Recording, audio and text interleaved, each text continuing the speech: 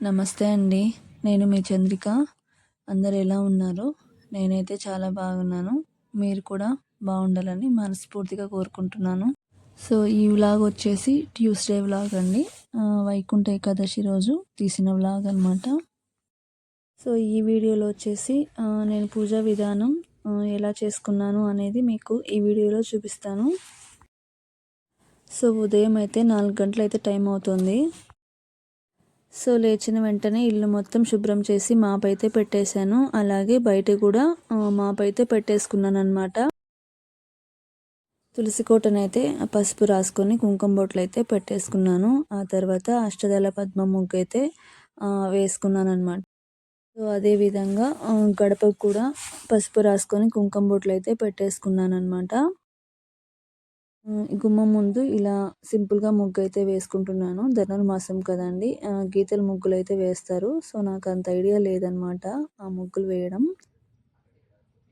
ఏదో నాకొచ్చిన దాంట్లో ఇలా సింపుల్‌గా అయితే ముగ్గైతే వేసేసుకున్నాను. ఇలా మధ్యలో పసుపు, కుంకుమ అయితే పెట్టేసుకున్నాను. అయితే అవి పసుపు, కుంకుమ కాదండి, కలర్స్ అనమాట.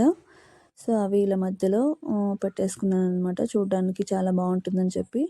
సో, ఫైనల్లీ ఇలా గుమ్మం ముందైతే ఇలా సింపుల్‌గా డిజైన్ వేసుకున్నాను. ఎలా ఉందో కామెంట్స్‌లో చెప్పండి. సో, నెక్స్ట్ ముందు రోజే నేను దేవుడు గది డీప్ క్లీనింగ్ చేసుకున్నానండి. మళ్ళీ ఆ రోజే అంటే కొంచెం ఇబ్బంది అవుతుందని చెప్పి ఆ రోజు ముందు రోజే కొంచెం డీప్ క్లీనింగ్ అయితే చేసేసుకున్నాను. సో, అలాగే పూజకు కావాల్సిన సామాన్ మొత్తం నీట్‌గా క్లీన్ చేసుకున్నాను. దేవుడి పటాలైతే ఈ విధంగా తడి క్లాత్ వేసుకొని గంధం బొట్లయితే ఈ విధంగా పెట్టేసుకున్నాననమాట.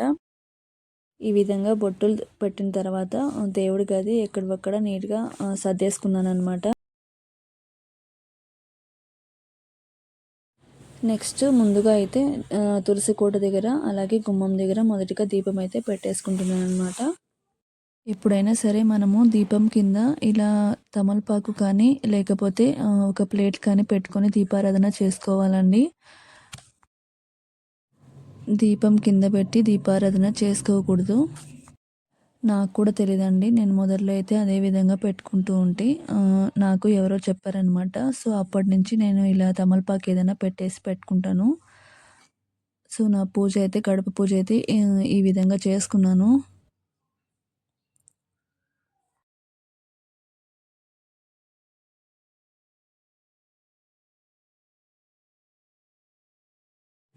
ఇక ఇంట్లో కూడా దీపారాధన అయితే ఇలా చేసుకుంటున్నాననమాట. నేను దేవుడి గదిని ఎంత అందంగా అలంకరించానో కదండీ! చూడ్డానికి ఎంత బాగుందో. చామంతి ఫ్లవర్స్ అయితే బాగా లుక్ ఇస్తున్నాయన్నమాట. ఎప్పుడైనా సరే న్యూస్ పేపర్ బదులుగా ఇలా జాకెట్ పీస్ వేసుకోండి. చాలా బావుంటది. చూడ్డానికి కూడా చాలా బాగా కనిపిస్తుందనమాట. ఫైనల్లీ నా పూజ అయితే చాలా ప్రశాంతంగా చేసుకున్నాననమాట. నెక్స్ట్ ఇంకా టైం అయితే ఉదయం 5:30 అయితే కావస్తుందనమాట. అందుకని గుడికైతే వచ్చేసాను.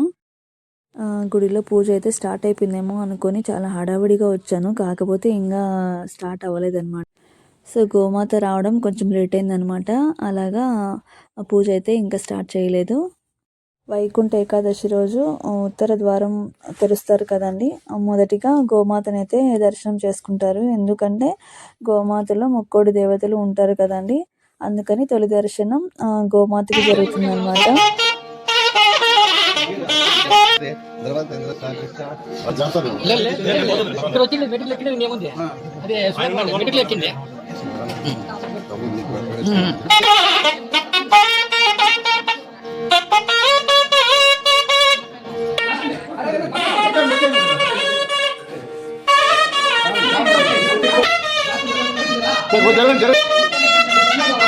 ఇక గోమాతకి అయితే దర్శనం అయిపోయిందనమాట. స్వామివారు కూడా పూజ అయితే స్టార్ట్ చేశారు. మీరు కూడా దర్శనం చేసుకోండి. ఎంత బాగా అలంకరించారు కదండి. ఎర్లీ మార్నింగే చాలా భక్తులు అయితే వచ్చేసారనమాట.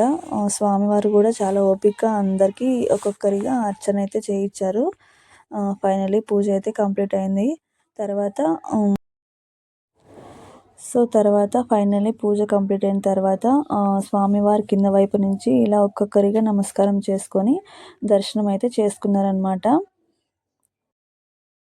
ఫైనలీ నాకు వైకుంఠ ఉత్తర ద్వారం దర్శనం అయితే చాలా బాగా జరిగింది. స్వామివారిని కూడా తనివి తీరా చూసుకున్నాను. నెక్స్ట్ పూజ అయిన తర్వాత ఇలా స్వామివారి ముందు ఒక్కొక్కరిగా దీపం అయితే వెలిగించుకున్నారు. ఎవరికి వారు ఈ విధంగా పూజ అయితే చేసుకున్నారనమాట. ఇక్కడైతే లెఫ్ట్ సైడు శివుడు ఉంటాడనమాట. సో ఈ గుడిలో అయితే లెఫ్ట్ సైడు శివుడు ఉంటాడు, రైట్ సైడు సత్యనారాయణ స్వామి ఉంటారు, మధ్యలో ఆంజనేయ స్వామి ఉంటారు. చూడ్డానికి ఎంత చక్కగా ఉంది కదండి. మనసుకు చాలా ప్రశాంతంగా అనిపించింది. ఇక ఇంటికైతే వచ్చేసాను. ఇంటికి వచ్చేసరికి 7:30 అలా అయిపోయింది అనమాట టైము. సో ఇదండి ఈరోజు వ్లాగు. నా పూజా విధానం ఇలా జరిగింది. ఈ వీడియో మీకు నచ్చిందని అనుకుంటున్నాను. నచ్చితే ఒక లైక్ ఇవ్వండి, అలాగే సబ్స్క్రైబ్ చేసుకోండి. థ్యాంక్ యూ ఫర్ వాచింగ్ అండి. Thank you so much.